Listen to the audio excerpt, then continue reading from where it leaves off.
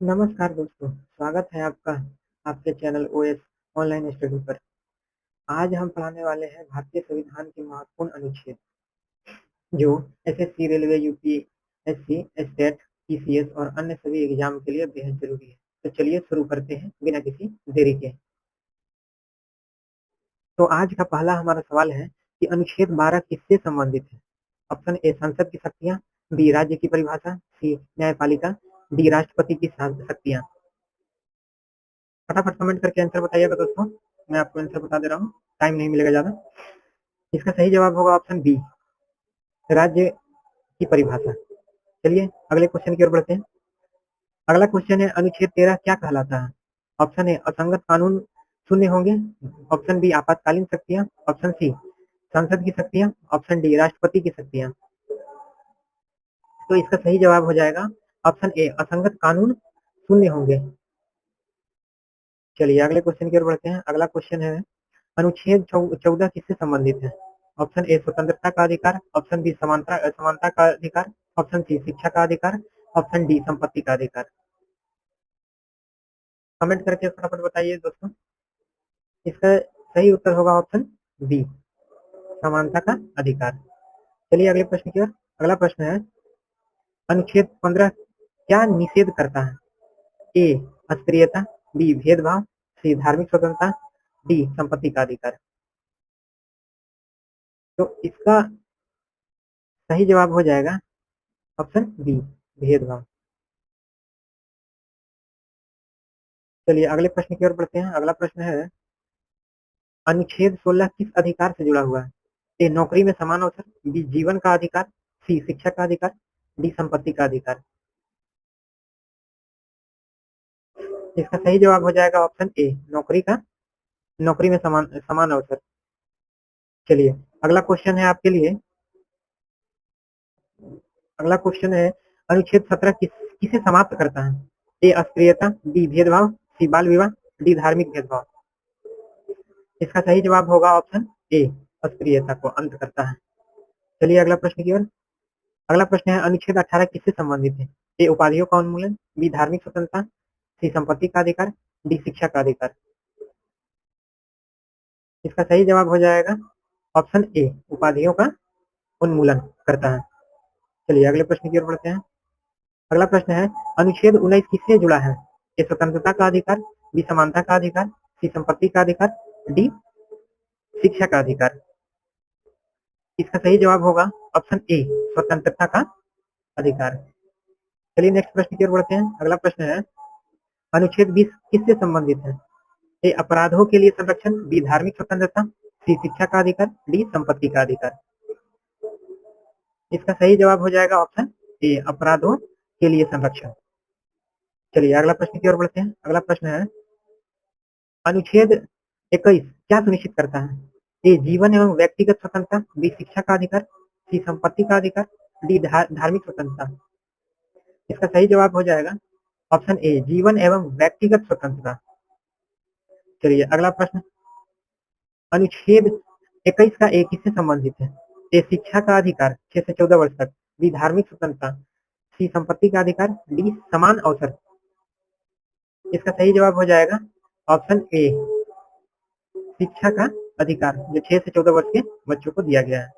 चलिए अगला प्रश्न, अनुच्छेद 22 किस अधिकार से जुड़ा है? ए गिरफ्तार एवं निरोध की सुरक्षा से, बी धार्मिक स्वतंत्रता, सी संपत्ति का अधिकार, डी शिक्षा का अधिकार। चलिए फटाफट कमेंट करके आंसर बताइए दोस्तों। इसका सही जवाब हो जाएगा ऑप्शन ए, गिरफ्तारी एवं निरोध से सुरक्षा। चलिए अगला प्रश्न। अगला प्रश्न है, अनुच्छेद 23 किससे संबंधित है? ए मानव तस्करी एवं जबरन मजदूरी का निषेध, बी धार्मिक स्वतंत्रता, सी शिक्षा का अधिकार, डी संपत्ति का अधिकार। इसका सही जवाब हो जाएगा ऑप्शन ए, मानव तस्करी एवं जबरन मजदूरी का निषेध करता है। चलिए अगला प्रश्न देखते हैं, अनुच्छेद 24 किससे जुड़ा हुआ है? ऑप्शन ए बच्चों से खतरनाक काम का निषेध, बी समान अवसर, सी धार्मिक स्वतंत्रता, डी शिक्षा का अधिकार। इसका सही जवाब हो जाएगा ऑप्शन ए, बच्चों से खतरनाक काम का निषेध। चलिए अगला प्रश्न की ओर। अनुच्छेद 25 किससे संबंधित है?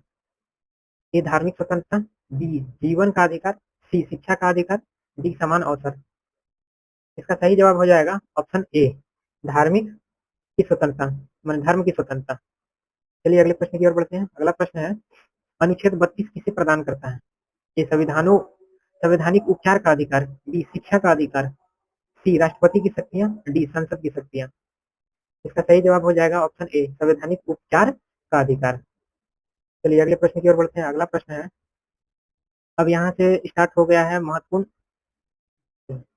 अगला प्रश्न है आपके लिए, अनुच्छेद 36 किस अध्याय से संबंधित है? ऑप्शन ए, मौलिक अधिकार, ऑप्शन बी, राज्य के नीति निर्देशक तत्व जिसे डीपीएसपी बोलते हैं, सी, न्यायपालिका, डी, कार्यपालिका। चलिए इसका सही जवाब हो जाएगा ऑप्शन बी, राज्य के नीति निर्देशक तत्व जिसे डीपीएसपी भी कहा जाता है। चलिए अगला प्रश्न, अनुच्छेद 39 किस सिद्धांत से जुड़ा है? ऑप्शन ए, समान वेतन एवं आजीविका, बी, शिक्षा का अधिकार, सी, स्वतंत्रता का अधिकार, डी, आपातकालीन प्रावधान। चलिए फटाफट आंसर बताइएगा दोस्तों। इसका सही जवाब हो जाएगा ऑप्शन ए, समान वेतन एवं आजीविका। चलिए अगला प्रश्न है, अनुच्छेद 40 किस विषय से संबंधित है? ए, पंचायतों का संगठन, बी, न्यायपालिका, सी, राष्ट्रपति की शक्तियां, डी, संसद। इसका सही जवाब हो जाएगा ऑप्शन ए, पंचायतों का संगठन। अगला प्रश्न है, अनुच्छेद 41 किस अधिकार से संबंधित है? ए, कार्य का अधिकार, बी, शिक्षा का अधिकार, सी, सार्वजनिक सहायता का अधिकार, डी, उपरोक्त सभी। इसका सही जवाब हो जाएगा ऑप्शन डी, उपरोक्त सभी। ये सब प्रकार की अधिकार इसमें मौजूद है। चलिए अगला प्रश्न, अनुच्छेद 44 किससे जुड़ा हुआ है? ये समान नागरिकता संहिता जिसे यूनिफॉर्म सिविल कोड कहते हैं, दूसरा है बी, मौलिक अधिकार, सी, शिक्षा का अधिकार, डी, न्यायपालिका। तो इसका सही जवाब हो जाएगा ऑप्शन ए, समान नागरिक संहिता। ठीक है, चलिए अगले प्रश्न की ओर बढ़ते हैं। अगला प्रश्न है, अनुच्छेद 45 क्या कहता है? ये ए, 6 वर्ष के बच्चों को निःशुल्क प्रारंभिक शिक्षा, बी, धार्मिक स्वतंत्रता, सी, समान अवसर, डी, संपत्ति का अधिकार। चलिए फटाफट आंसर बताइए दोस्तों। इसका सही उत्तर होगा ऑप्शन ए, 6 वर्ष तक के बच्चों को निःशुल्क प्रारंभिक शिक्षा देना। चलिए अगला प्रश्न देखते हैं। अगला प्रश्न है, अनुच्छेद 46 किस वर्ग के हित की रक्षा करता है? ए, अनुसूचित जाति, अनुसूचित जनजाति और कमजोर वर्ग, बी, महिला अधिकार, सी, अल्पसंख्यक, डी, बाल अधिकार। इसका सही जवाब हो जाएगा ऑप्शन ए, अनुसूचित जाति, अनुसूचित जनजाति और कमजोर वर्ग। चलिए अगला प्रश्न की ओर। अगला प्रश्न है, अनुच्छेद 50 किससे संबंधित है? ए, न्यायपालिका और कार्यपालिका का पृथक्करण, बी, शिक्षा का अधिकार, सी, समान अवसर, डी, संपत्ति का अधिकार। इसका सही जवाब हो जाएगा ऑप्शन ए, न्यायपालिका और कार्यपालिका का पृथक्करण। चलिए अगला क्वेश्चन है, अनुच्छेद 51 किस नीति से जुड़ा है? ए, अंतर्राष्ट्रीय शांति और सुरक्षा, बी, न्यायपालिका, सी, कार्यपालिका, डी, शिक्षा।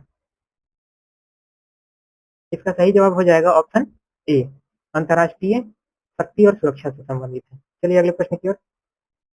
अगला प्रश्न है, अनुच्छेद 52 क्या कहता है? ऑप्शन ए, भारत में राष्ट्रपति होगा, बी, प्रधानमंत्री की नियुक्ति, सी, संसद की शक्तियां, डी, न्यायपालिका। तो इसका सही जवाब होगा ऑप्शन ए, भारत में एक राष्ट्रपति होगा।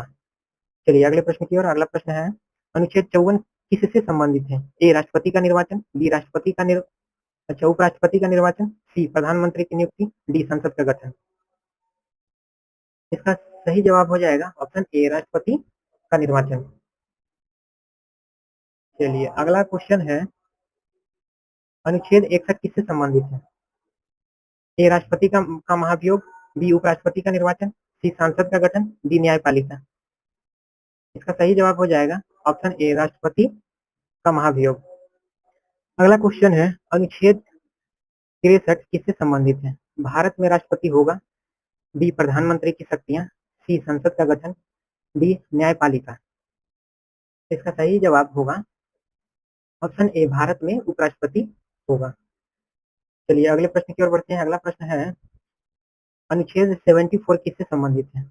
ऑप्शन ए, मंत्रिपरिषद प्रधानमंत्री की सहायता और सलाह देगी, मंत्रिपरिषद जो है प्रधानमंत्री की सहायता करेगा और सलाह भी देगी, या बी, सांसद की शक्तियां, सी, राष्ट्रपति की शक्तियां, डी, न्यायपालिका। तो इसका सही जवाब हो जाएगा ऑप्शन ए, मंत्रिपरिषद जो है मिलकर प्रधानमंत्री की सहायता और सलाह देंगे। चलिए अगला क्वेश्चन है, अनुच्छेद 76 किस पद से संबंधित है? Option A attorney general, option B महाधिवक्ता, ऑप्शन सी मुख्य न्यायाधीश और ऑप्शन डी महालेखाकार लेखाकार। तो इसका सही जवाब बताइएगा दोस्तों। इसका सही जवाब हो जाएगा ऑप्शन ए अटॉर्नी जनरल। चलिए अगले प्रश्न की ओर बढ़ते हैं। अगला प्रश्न है अनुच्छेद 79 किससे संबंधित है? ए संसद का गठन, बी न्यायपालिका, सी कार्यपालिका, डी संघ लोक सेवा आयोग। इसका सही जवाब हो जाएगा ऑप्शन ए संसद का गठन। चलिए नेक्स्ट प्रश्न की ओर बढ़ते हैं। अगला प्रश्न है अनुच्छेद 80 किससे संबंधित है? राज्यसभा की संरचना, बी लोकसभा का गठन, सी विधानसभा और डी न्यायपालिका। इसका सही जवाब हो जाएगा ऑप्शन ए राज्यसभा की संरचना। चलिए अगला प्रश्न है अनुच्छेद 81 किससे संबंधित है? ए लोकसभा की संरचना, बी विधानसभा की संरचना, सी विधान परिषद की और डी न्यायपालिका। इसका सही जवाब हो जाएगा ऑप्शन ए लोकसभा की संरचना। ठीक है, अगला प्रश्न है अनुच्छेद 110 किससे संबंधित है? A money bill, B budget, सी संविधान संशोधन, डी लोकसभा चुनाव। इसका सही जवाब हो जाएगा ऑप्शन ए मनी बिल। चलिए अगला प्रश्न है अनुच्छेद 112 किससे संबंधित है? ए वार्षिक वित्तीय विवरण जिसे बजट कहते हैं, बी मनी बिल, सी संविधान संशोधन, डी राष्ट्रपति की शक्तियां। इसका सही जवाब बताइए दोस्तों। इसका सही जवाब हो जाएगा ऑप्शन ए वार्षिक वित्तीय विवरण बजट। चलिए अगला प्रश्न है अनुच्छेद 123 किससे संबंधित है? ए राष्ट्रपति की अध्यादेश शक्ति, बी प्रधानमंत्री की शक्तियां, सी न्यायपालिका, डी संसद की शक्तियां। इसका सही जवाब हो जाएगा ऑप्शन ए राष्ट्रपति की अध्यादेश शक्ति। चलिए अगला प्रश्न है अनुच्छेद 124 किससे संबंधित है? ऑप्शन ए सर्वोच्च न्यायालय की स्थापना, ऑप्शन बी उच्च न्यायालय, ऑप्शन सी सांसद, ऑप्शन डी कार्यपालिका। इसका सही जवाब हो जाएगा ए नंबर ऑप्शन ए सर्वोच्च न्यायालय की स्थापना।